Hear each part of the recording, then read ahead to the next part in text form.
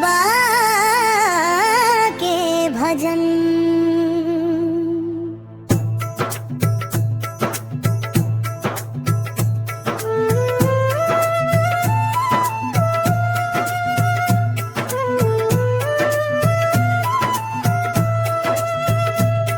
गुरु घासीदास बाबा के जय हो जैत खाम के, सतनाम धर्म के जय हो अमर रहे सतनाम के।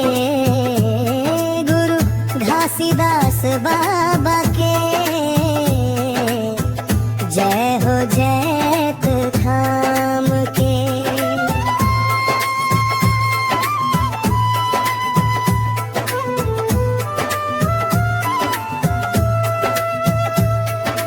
अंतराय गिरोधपुरी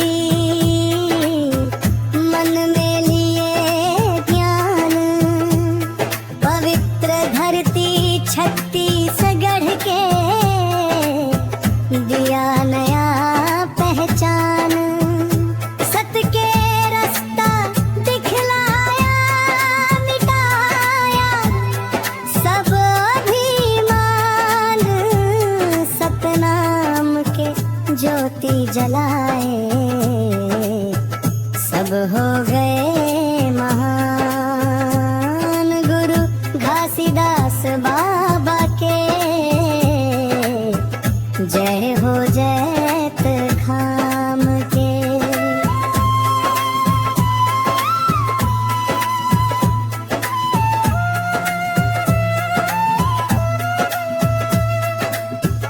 मन खे एक समान दिए ये संदेश, भेद भाव ना करे कोई बदले अपना भेष। जैत खाम खड़ा कर दिए दिखा गया के अंदाज, पूजा पाठ के भ्रम मिटाए सतनाम के दिए